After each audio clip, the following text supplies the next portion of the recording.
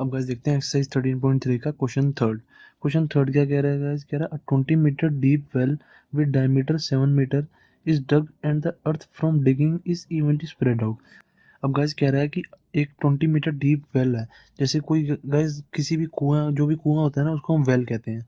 ठीक है, किसी भी कुएं को हम वेल कहते हैं। कह रहा है कि एक 20 मीटर डीप में कुआं है।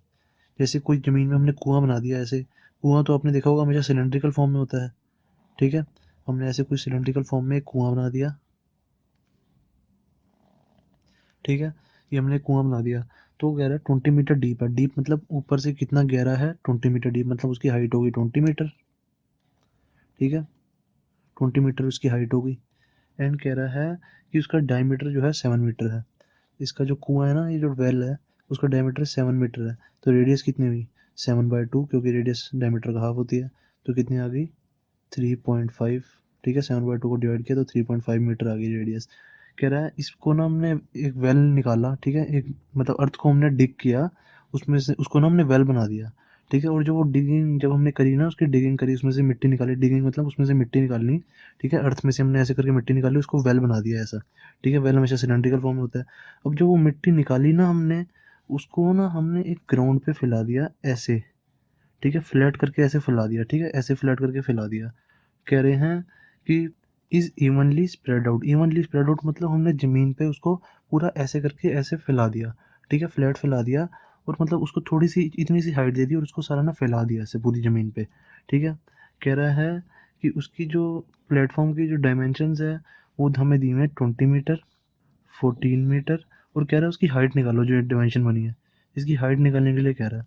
अब गाइस, अब आप ध्यान से सोचोगे, जो ये हमारी हमने मिट्टी निकाल के यहाँ पे जो हमने ये फिगर बनाई है, असली में फिगर कैसी बनेगी? क्यूबॉइड बनेगी। ऐसे पतली सी, बिल्कुल पतला सा क्यूबॉइड बनेगा। हमने ज़मीन पे ऐसे फैलाई है इसको। अगर आप ध्यान से सोचोगे तो इसको हमने पतली पतली बनाई है। ठीक है, तो असली में क्या बना हमारा? क्यूबॉइड। इसकी हमें देखो 20 मीटर लेंथ दी हुई है, 14 मीटर ब्रेड से दी हुई है, और हमें हाइट निकालने के लिए कह रहा है।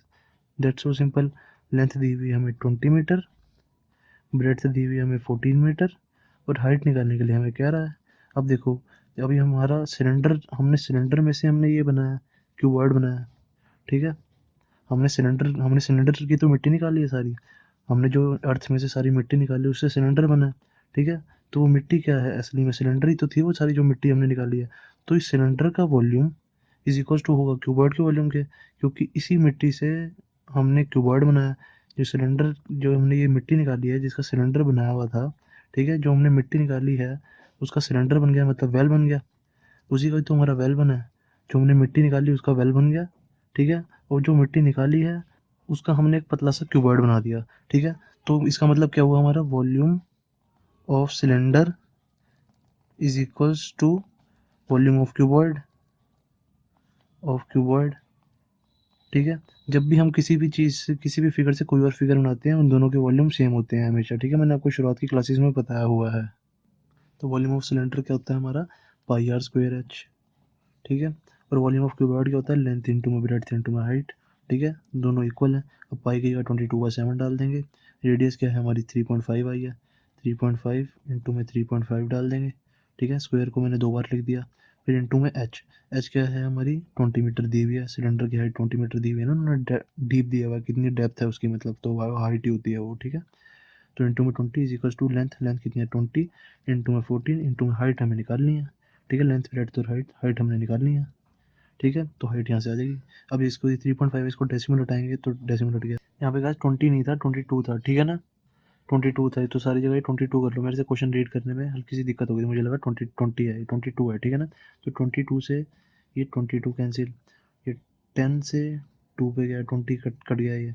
ठीक है, तो और क्या बचा हमारा? ये 7 5 से 35 पे कट गया ये। ठीक है, और कुछ कट रहा है?